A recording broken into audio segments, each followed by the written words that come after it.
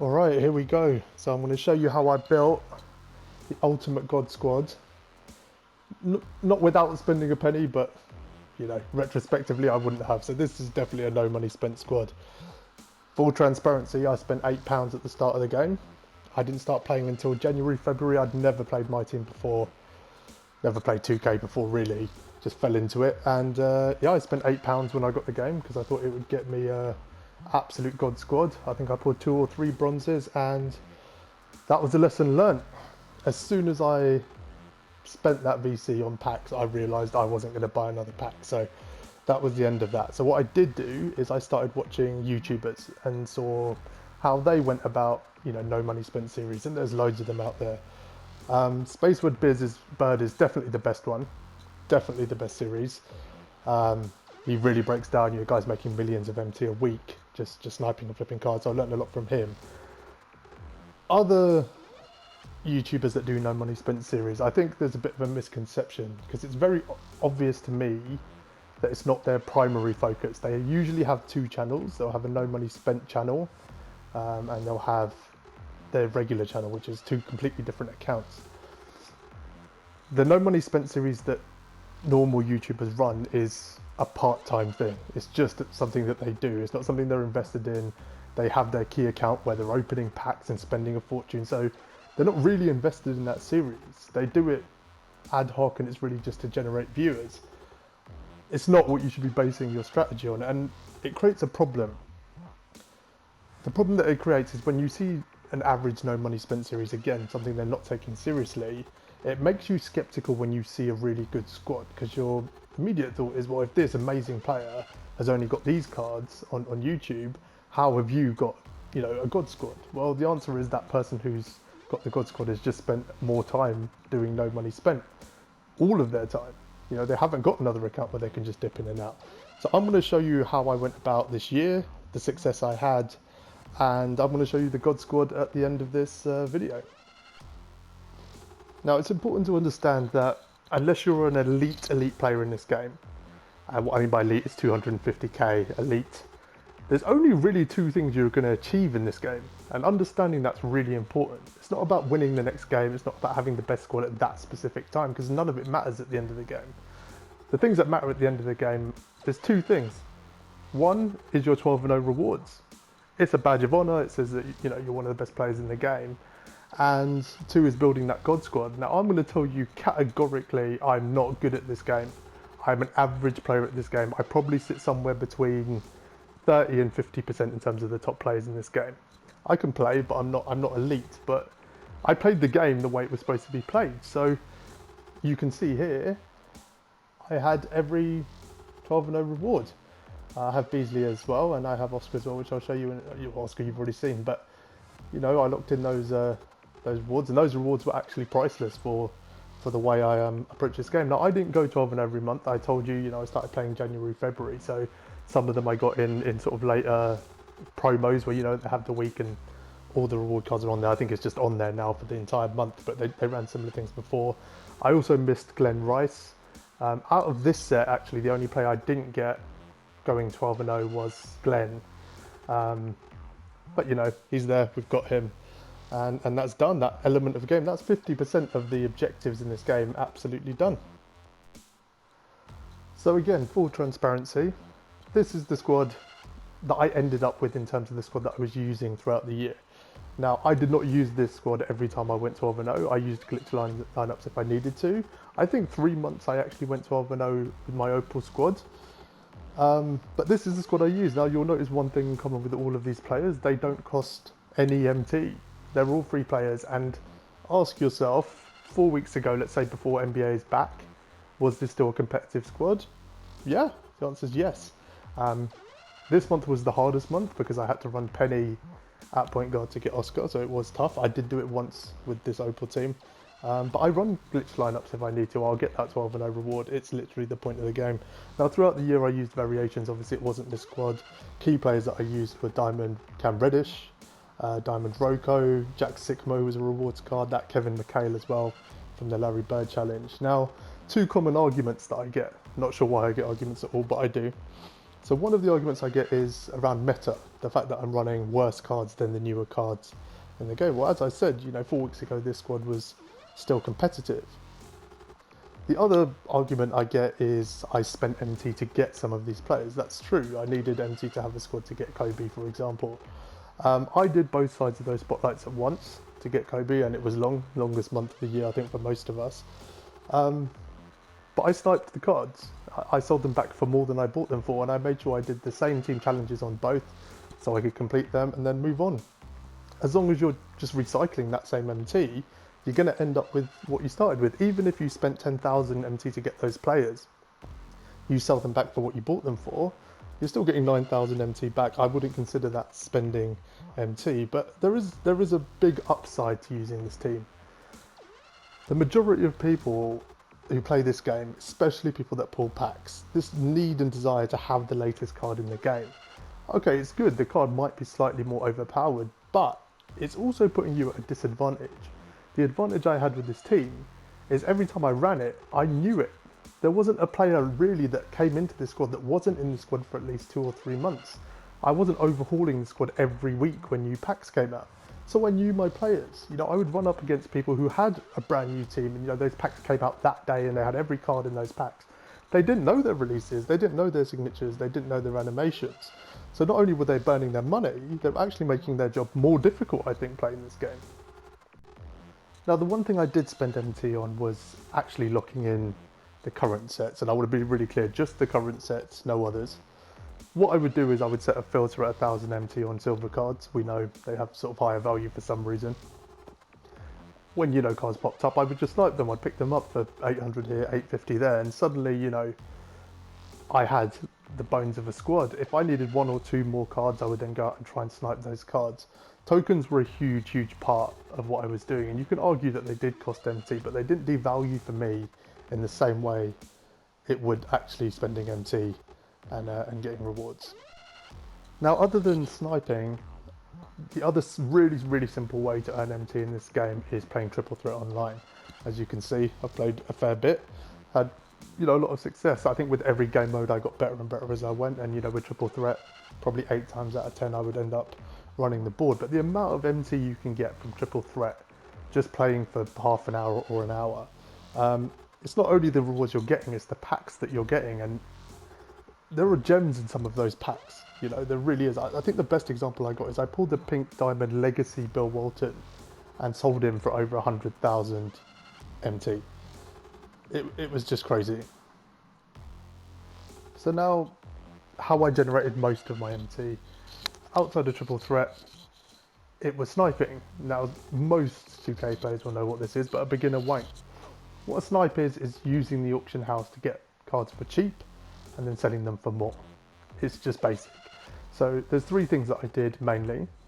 The first one was when new cards came out, so when new packs were released, I tended to snipe players that I thought would go up in price, and most of the time I was right. Sometimes I was wrong and I lost MT, but most of the time I was right. I'd look for really low level snipes, 10, 20k mark for players that I thought would go for potentially 80, 90 to 100. But the most amount of MT came from flipping 2 things. It was diamond contracts and diamond shoes. Now, I would just hold on to my MT. There was a point where I had, I think 700,000 MT, and they released that diamond contract locker code. I spent that entire MT buying diamond contracts for under 10k.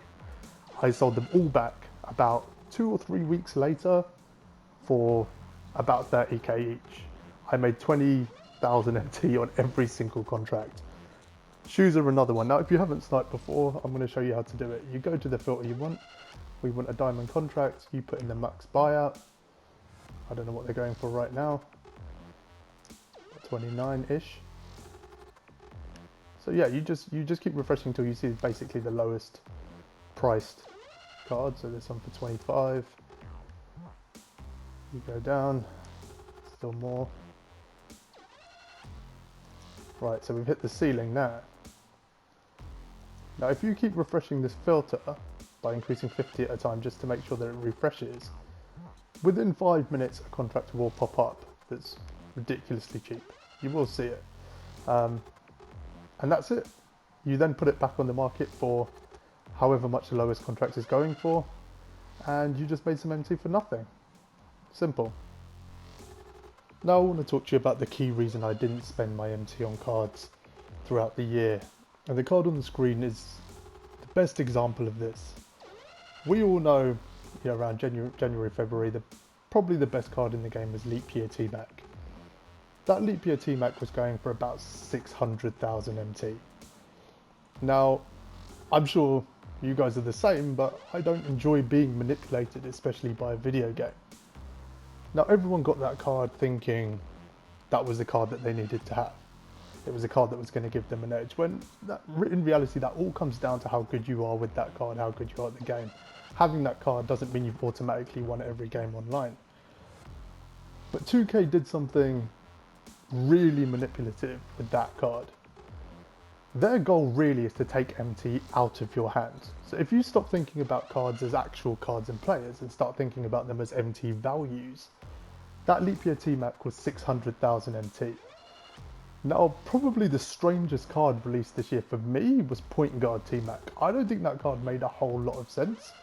That glitched card, I think, was purely released to take about 400,000 MT away from every single person that had that Leap Year T-Mac. That's the only reason it was there. Now, you had a T-Mac, he's now outdated.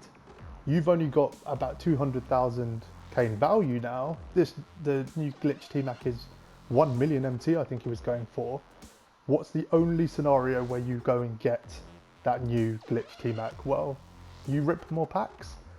If you account for the money you spent on probably the Leap Year packs to get that T-Mac, and then the money you spent to get the glitch one, which is even harder, you probably now spent $500 to have Leap Year T-Mac for a bit, and then glitched T-Mac for a while. And I say for a while because it's absolutely shocking that after releasing that glitch T-Mac, they then put him in token packs. So you could basically get him for free, and they released a GOAT T-Mac. That wiped out 1 million MT of your value. There is no scenario where, even if you bought those cards and you were really happy that you had them, that you don't look back and regret it. Now, following on from that T-Mac conversation, I think the biggest troll that 2K did this year with that T-Mac situation is releasing this rewards DeMar DeRozan. Now, do not take my word for it. Go on 2K database and compare the DeRozan card to any T-Mac card. It is the same card. There's no difference. Release is the same, signature's the same, animation's the same. In fact, you could argue that this DeRozan is better because of some of his animations. This, to me, was the most important card I had all year. And I felt like I was holding on to some secret because the 2K community wasn't being told how good this card was. When T-Mac came out, everyone was talking about it. There was a free version of that card sitting in the token market the entire year. So at the end of the year, I sold everything I had. I added up the total value of all my snipes. I had 3.5 million MT. I avoided all the big mistakes. I avoided buying players that were going to crash in value. I ordered what is a criminal mistake in terms of doing any promo lock-in. That's not something you want to do. That's how you get rid of 2 million MT without dated cards a month later. I just avoided all the obvious tactics that I could see 2K using to try to get me to spend money and feel like I had to do that. I line up glitched. I did everything I needed to do to get those 12 and 0 rewards. The only thing that was left was that God Squad. Now, two things before I reveal this. The first thing is, I didn't just splurge and get all the players I wanted. I still was smart about how I approached getting those end game players. You know, I just not tried to snipe them. I think I sniped a Shaq for under 100k. You know, I still spent some time to make sure I maximised my MT. The other thing that I did was I flipped a bit more at the end of the game. So it was a few days ago, I spent an hour flipping diamond contracts. Now, you know, you can flip cards throughout the year. It's not easy. You'll get, you know, you will get them as long as you keep doing it. Hold on to your MT until you can snipe. It's fine. But at the end of the year, there's snipes everywhere. I made 400,000 MT flipping diamond contracts for about an hour. That's how easy it was. So, on a genuine no money spent squad, the caveat of that £8, this is what my team looks like at the end of the year. Now, when we go back to our two objectives, not being an elite player, we wanted all the 12 and 0 rewards, which we had, and we wanted a God squad. Now, I'm going to tell you categorically, there isn't another player I would want in this team. I actually had the LeBron James. I didn't like it. I didn't like the way he shot corner threes. I didn't like his layup package, but this is literally my ideal team. I've got every card that I would want on the screen. So, this is the same strategy for next year. What it will be tougher to go 12 and 0 because they've got this league system in Unlimited. Maybe that won't happen. But I'm really confident at the end of next year I will have a squad that looks something like this because of the way that I'm going to use my MT. So as a final note, I think it's important that people change their perspective on whether they can do a no money spent series and really build a squad like this. If you look at most posts on any social media page where they mention no money spent, one of the first 3 posts in response is there's no way you didn't spend money. That's a really sad post to see, you know, under a comment like that, because I look at most of those squads and I'm like, yeah, that was no money spent. It's kind of obvious. But there are people who are going out of their way to post that this person did spend money, and that's sad because that person didn't understand throughout the year, because they probably have spent money, that's the truth, that they were being manipulated and they were having money constantly taken out of their hands. And if that happened to you for 12 months, you'd probably feel the same way, that this isn't possible. And they could have just done it a different way. So as we prepare for 2K21, let's make sure we don't get manipulated, and let's make sure we actually succeed at the game. Let's stop worrying about the little things and complete the bigger picture. Thanks for your time, guys.